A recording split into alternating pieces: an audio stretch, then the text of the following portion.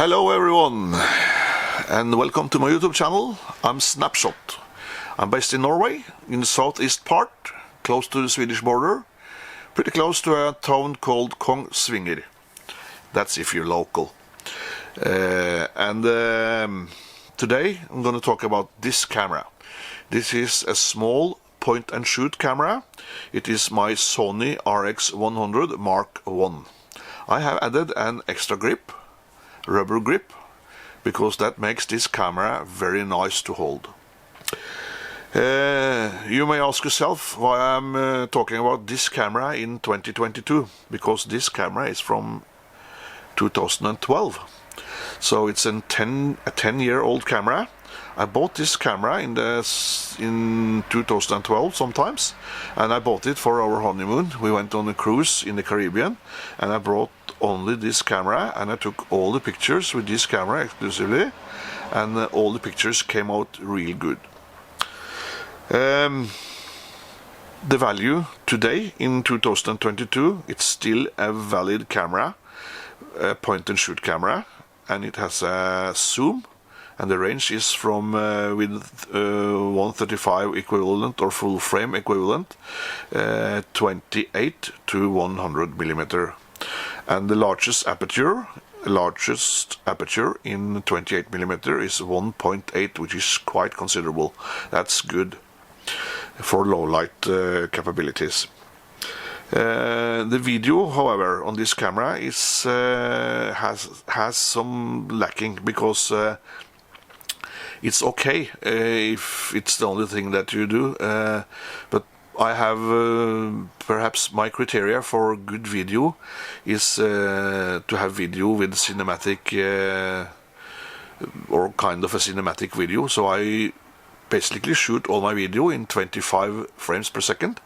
That's very good with the PAL system that we have here in Norway, and this little camera here only shoots in 50 or 60 frames per second. Probably makes good for a slow motion, but I haven't tried that one out yet, but I might do that later. It takes standard SD cards in the slot down here. Standard SD cards. And it has a Sony battery. I think it takes about, well, around 300 pictures on one charge. And it charges in a little slot on the side here. And it uses the standard USB charge, so I can charge it on the same cord as I charge my Android Samsung telephone, mobile phone. It's all metal housing under this black finish. It's a metal housing, so it's rugged. The dials, I won't go too much into those, but this main dial up here, you can use it for to dial in if you want to shoot manual, shutter priority, aperture priority, program mode, or you also have an intelligent auto. So if you want to be a bozo and just shoot, just point and shoot, you can use the intelligent auto, and it works really good and it's easy. This Mark I model has not does not have an articulating screen. It's a built-in standard screen, and you see there are some other buttons on here. You have a function button, you have a playback button, and you have a question button. Also, you use that one in conjunction if you want to delete some pictures. And you have a menu button, and you have a menu dial, and you have a video button up here. On off, and of course this camera also has a built-in flash, and when you turn it on, this is all that it does, and when you zoom for telephoto, it doesn't move at too much at all. So probably would be kind of good on a gimbal. I haven't tried that one out yet. I might do that later. I have a gimbal for my Panasonic. Basically, I use this camera for black and white. As you can see, it's turned in black and white right now. And because it has a full-tone mono, and the full-tone mono gives really nice rendition in black and white. As I said, I won't go too much into the dials and stuff. The The zoom I already talked about. It's a full frame equivalent 28 to 100, and the flash is a pop-up flash. So if you press this button here and you go to the flash on and you press the shutter release button, the flash will pop up. And if you take a picture, I can take a picture of this camera right there, and you can see it works rather good.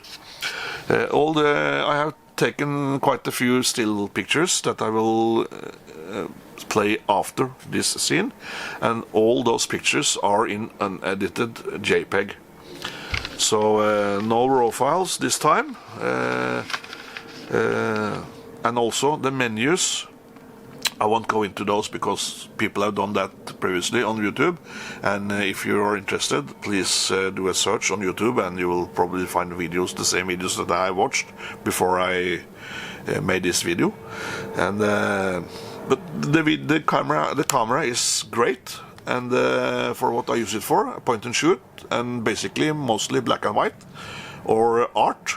Those art filters are kind of fun to play with. So if you are in for a camera like this, or there is actually 7 iterations of the Sony RX 100, and this is only the Mark 1. So if you are interested in a small point and shoot camera that takes really good pictures, the Sony RX 100 series of cameras are great.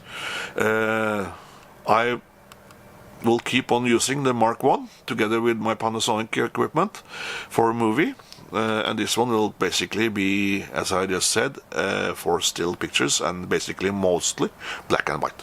Well, enjoy the still pictures, and as I always say in all my videos, you know my YouTube channel is, if you have followed me a little bit, most of my videos are firearms related, so I shoot a lot of vintage firearms and also modern, and I shoot with my camera, and I always say in my videos, and I believe that to be very important, always shoot straight. Either if you shoot with a camera or if you shoot with a firearm or in real life, shoot straight. That's all for now, folks, and thank you all for watching, and I'll see you in the next video.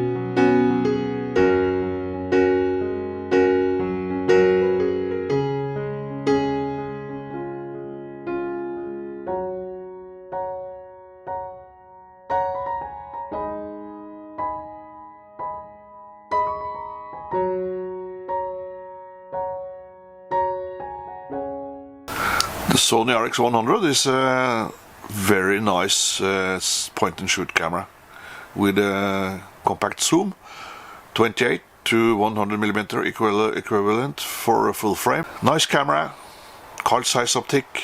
It's very good for black and white because it has full tone mono in the camera, and that's very good.